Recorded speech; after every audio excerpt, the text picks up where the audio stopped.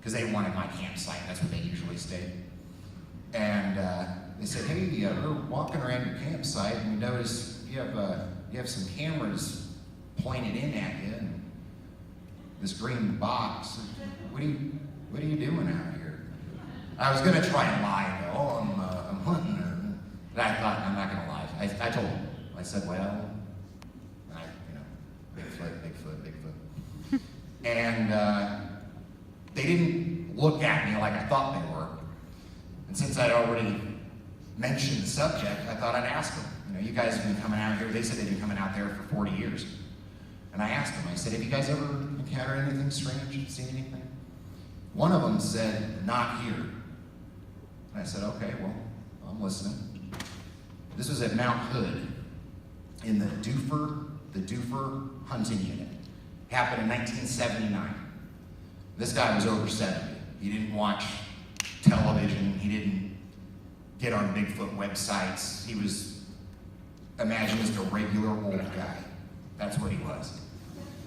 And you know what I mean. He's not just a regular old guy. And that's real subjective, but whatever. I wasn't studying old guys, I was studying. Anyway, going on. So he told me back in '79, he and his buddy were out there hunting. They'd set up tree stands. Said it was getting near dark. They were sitting there, and a cow elk came running up. They heard it coming. It stopped in front of them and it kept going. So they thought, oh, something's running her. What's going on here? They heard movement off to their left. So they figured whatever that was running this elk. Well, it was quiet. After the elk left, it was quiet. Then he said, something screamed. And I thought, okay, that's interesting. He said he and his buddy were so scared, they slumped down out of their tree stands, and he said they ran a quarter mile back to their camp. He said they were so scared. He said, we were so scared we were laughing. We felt stupid. We're grown men. What the hell are we doing? What was that? What's going on? Well, they were so scared, they were going to wait till the next day to go back and get their tree stands when it was light. They waited till afternoon. They wanted to make sure that sun was up. And we went back, got the tree stands, and then this guy, his name was Will, he got the idea that I'm going to go to where I thought I heard this thing screaming. I want to see if I can find anything.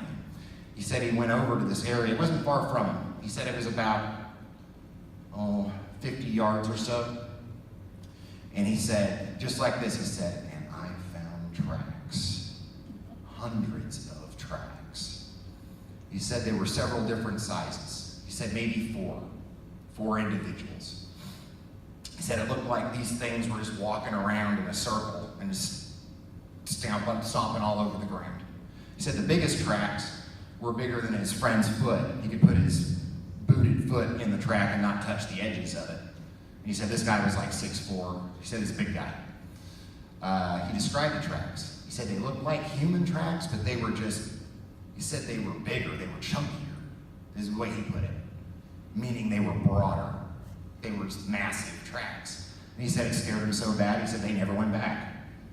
He said, I don't know what that was, but I'm not saying it's a Bigfoot, but I don't know what it was, and we didn't go back. And that was the first time I'd ever heard a story about a vocalization that also linked it to tracks. That's the first I've heard of it, personally. And I thought that was real interesting. Go ahead. Unexpected discoveries is what I call this little section. That's an American marten.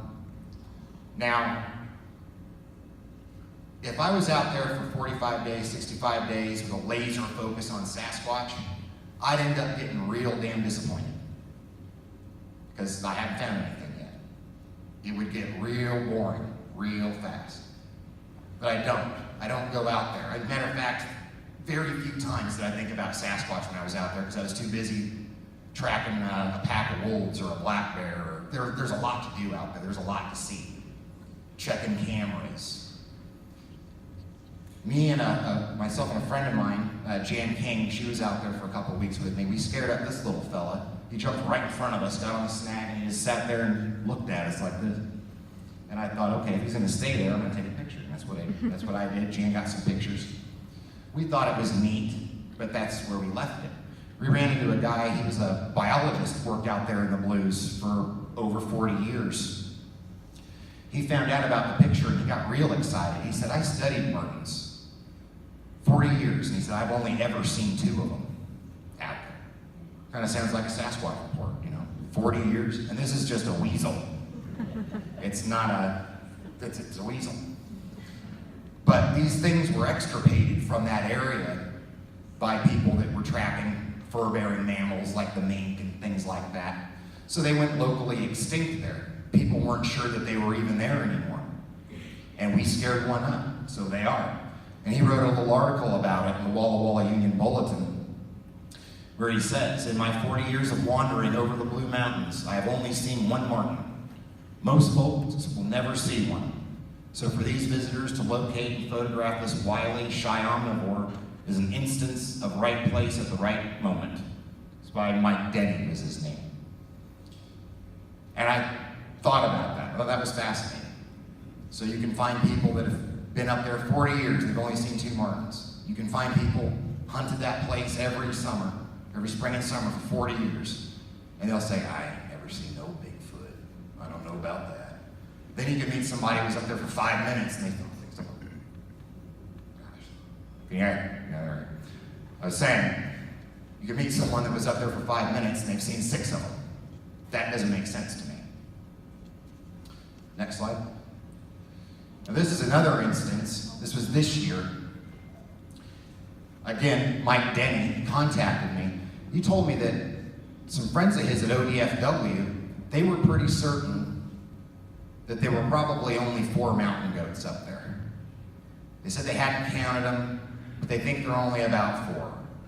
Now, I'd seen 10 at once, so I knew there were more than 4, and I told Mike that. And I got this video, which shows 6. Can you play this one, Mantra?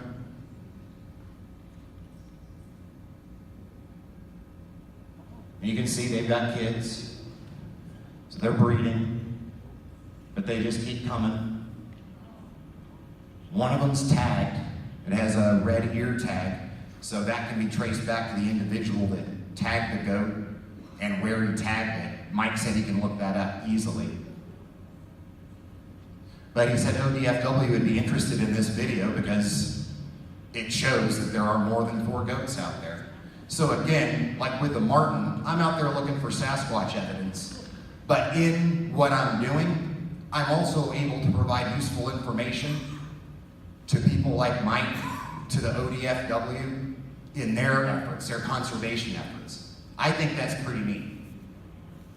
As opposed to just, I found a broken tree and a rock. That happens in the woods. There are like a billion trees out there. They don't look right. What's a tree supposed to look like to you? Well, exactly, so it's done. Next video, or slide. Oh, this. All right, so this is a deed-up pond. I had a camera set up there. I went up there and checked it. Came back to my truck and my laptop, put the SD card in, and I saw this. Go ahead and play it. That's not me.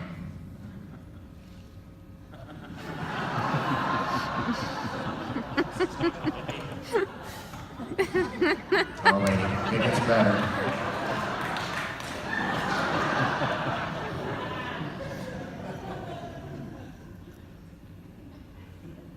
Thanks for that.